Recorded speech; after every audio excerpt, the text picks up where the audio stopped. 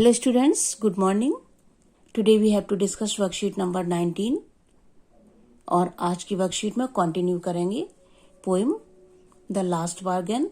पिछली वर्कशीट में भी हम लोगों ने ये पोएम पढ़ी है और कुछ एक्सरसाइज भी की है। आगे देखते हैं, आज फिर कंटिन्यू करते हैं इसको। It was evening, the garden his was all a flower. First second stanza में हमने देखा था कि पोइट मॉर्निंग में सुबह निकलता है और अपने आप को हायर करने के लिए आवाज लगाता है कि कोई मुझे हायर कर ले, मुझे कुछ काम करना है, मैं किसी के साथ काम करना चाहता हूं।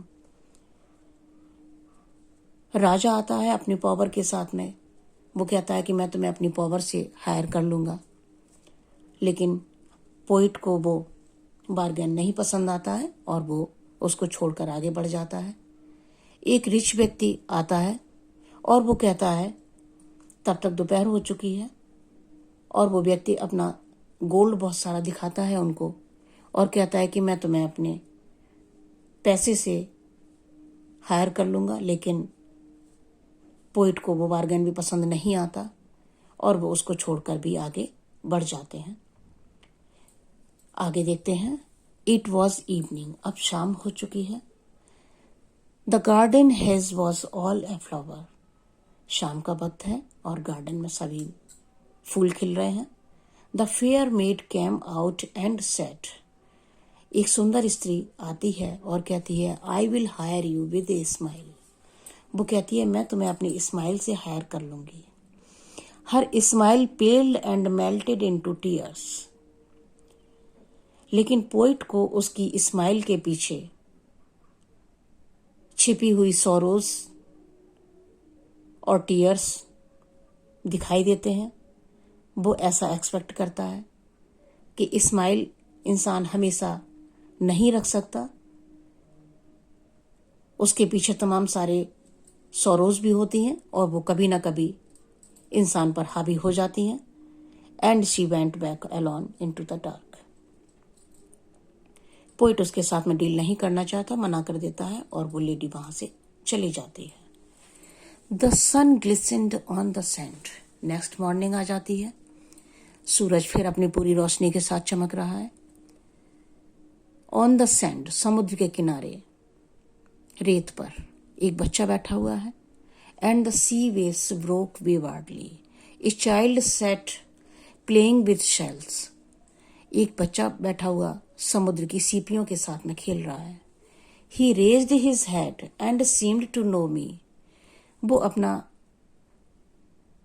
सर उठाता है, मुझे देखता है और ऐसा लगता है जैसे वो मुझे जानता है बहुत अच्छी तरह से। एंड सेट, और कहता है, आई हायर यू विद नथिंग, मैं तुम्हें कुछ भी नहीं दूंगा और फिर भी तुम्हें हायर कर लूंगा। From hence forward that bargain struck in child's play made me a free man, और ये डील पोइट को पसंद आ जाती है और वो कहते हैं, इसके बाद से मैं एक फ्री मैन की तरह से उसके साथ में हो जाता हूं और उसके डील को स्वीकार कर लेता हूं। After reading the above extract, answer the following question by choosing the correct answer. What did the young maiden offer to hire with fitch, जो यंग मेड आती है वो क्या ऑफर करती है पोइट को? मनी और स्माइल। वो स्माइल ऑफर करती है कि मैं तुम्हें अपनी स्माइल से हायर कर लूंगी। The bird a flower means covered with flowers. The speaker did not accept the maid's offer because, maid का ऑफर पोइट स्वीकार नहीं करते हैं। किस वजह से नहीं करते हैं? He knows that emotions are not stable and that eventually her smile will fade away. उसको पता है कि मनुष्य के जीवन में कितने दुख भी रहते हैं, परेशानियां भी रहती हैं।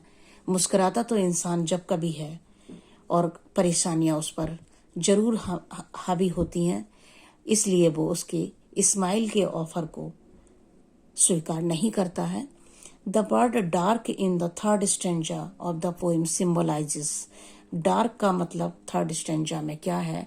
डार्क का मतलब डार्कनेस ही है, क्योंकि वो पोएम जो है, वो स्त्री जो है वो शाम हो चुकी है और जब ऑफर उसका नहीं मानते हैं पोइट, तो वो अपनी डार्कनेस में चली जाती है।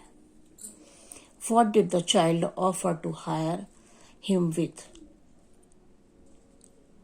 चाइल्ड क्या ऑफर करता है पोइट को? चाइल्ड उसको ऑफर करता है नथिंग। चाइल्ड कहता है मैं तुम्हें कुछ भी नहीं दूंगा और फिर भी हायर कर लूंगा। Find in the poem a line that match the following. I have nothing to give you except goodwill and cheer. Poet जब उस बच्चे को देखता है तो बच्चा उनकी तरफ इस तरह से देखता है जैसे वो उनको जानता हो। बच्चे इनोसेंट होते हैं और उनकी स्माइल भी इनोसेंट होती है। बच्चे अपना पराया नहीं देखते, हर एक से ऐसा लगता है जैसे वो उनका अपना हो, और यही चीज पोइट भी देखता है। तो इस लाइन का I hire you with nothing, I have nothing to give you except goodwill and cheer, ये लाइन बच्चा कहता है उनसे कि मैं तुम्हें हायर कर लूंगा और कुछ भी नहीं दूंगा। लेकिन पोइट उसमें क्या देखते हैं? Goodwill and cheeriness. Why does the man accept the child's offer? Child का ऑफर वो क्यों मान लेते हैं? It made him a free man.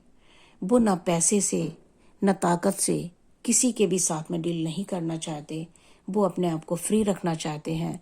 और बच्चा उनसे वही ऑफर करता है कि मैं तुम्हें कुछ भी नहीं दूंगा और फिर भी ऑफर कर लूँ और फिर भी मैं तुम्हें हायर कर लूँगा।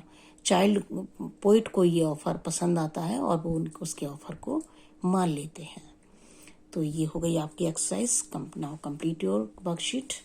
और कोविड से बचने के लिए अपना ध्यान रखें, मास्क पहने, सोशल डिस्टेंसिंग का पालन करें। Thank you so much.